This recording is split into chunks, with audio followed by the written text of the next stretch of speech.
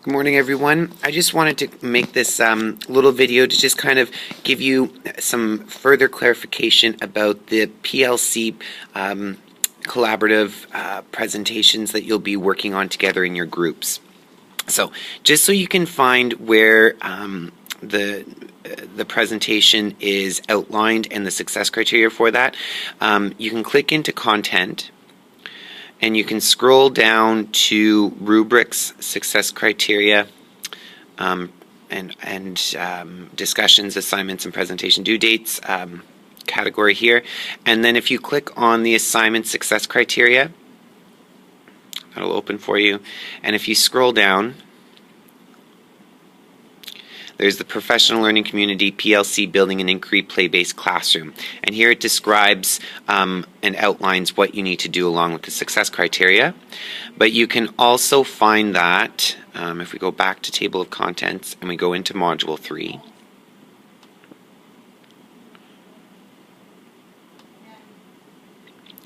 and you open up Professional Learning Community Building an Inquiry Play-Based Classroom Part 1, this is the piece of creating the presentation. So I've had groups do this in a few different ways in the past. Two ways that I find have been most successful is when groups look at this through the 4 frames, where each group member takes on a frame and puts in an activity or a text or a provocation that's going to support many, if not all of these things. But knowing that not every single one of these things needs to be within the activity of the 4 frame that you are looking after or co-creating. That all of these things need to be threaded throughout all the activities and the 4 frames as you present. So, you know, if I were to look at belonging and contributing, and I were to choose a text like, how full is your bucket? With this text, how are we encouraging or starting a discussion about solving problems? And how am I engaging that with my students based on the text that I'm using? How are we, with this text, seeing sharing learning with others? How am I giving them the opportunity to share their learning with others using this text? How am I encouraging problem solving? Is there an activity that comes out of this text that I'm going to follow up with that will encourage positive problem solving skills?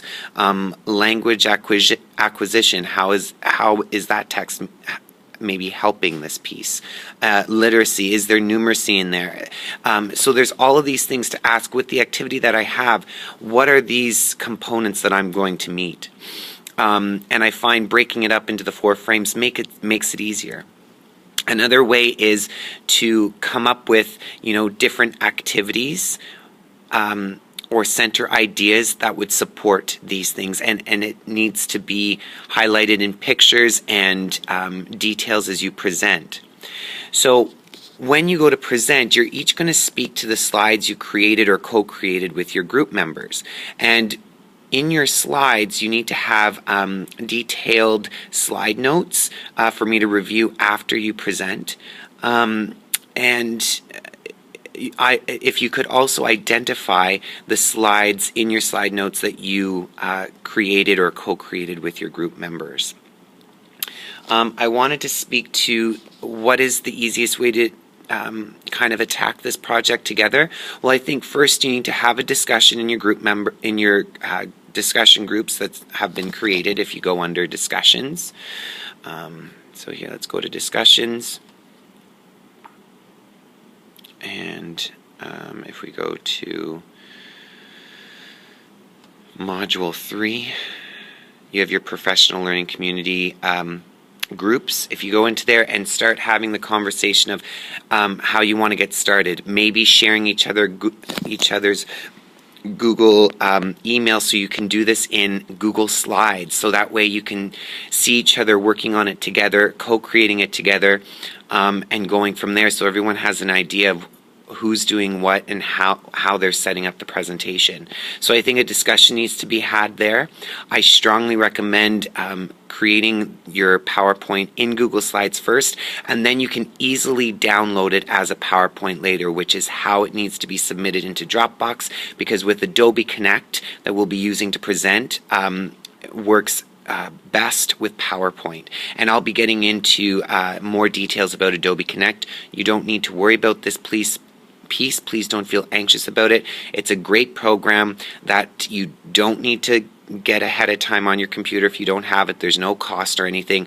I will be putting up step-by-step instructions on how to access it for your night to present.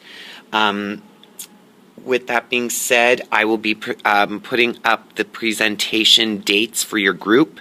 My hope is to get it up by tomorrow. If there's a date that you absolutely cannot present on, could you please email me ahead of time, and I will do my very best to change whatever I have so it works best for you and your group members. Note that you do not need to be on for every presentation night. You only need to be present for your own presentation night, for you to observe the other people's presentations and have some input there. I want to remind you, you get about 15 minutes max for your presentation. So oftentimes what I've had in the past is people go into super detail for their slides. You want to keep your slides to max a minute to 2 minutes tops when you're presenting on it. Remember, the slide should be outlined with pictures and important information that gets the point of your activity across, and have you speak to the highlights of it that explains how it promotes problem solving or creativity or numeracy and literacy behaviors. And that's a big reminder. Otherwise, these can go. Otherwise, I'll have to kind of stop and end it off if we go over time. So time is of the essence there. And please treat this as, you know, a presentation that you're giving to parents, maybe you're giving it to your colleagues so that they can understand kindergarten better, and how that as we play, we're learning. And through these center activities, we are learning as we play. And there's all these things that come through in these center ideas, in these text ideas, in these provocations that promote numeracy, literacy, thinking creatively, problem solving, etc. Now, I really hope that this has helped kind of get you guys started off with your groups. I recommend you get starting in those groups and having those conversations as soon as possible, because May 13th is when this is due into Dropbox, and you know, the sooner you can have those conversations and get started, the less stress you'll feel. But I want you to look at this as an opportunity, is what can I do to make my play-based inquiry classroom meet the success criteria that has been set up for you within content for this project? What activities can I create that promote this creativity, this thinking, deeper thinking, problem solving, etc. And I think you'll find it's really exciting, and when you get to see these presentations, you're going to come away with tremendous ideas of what you could do in your own classroom. You'll have a fantastic resource bank. So anyways, I'll leave it there.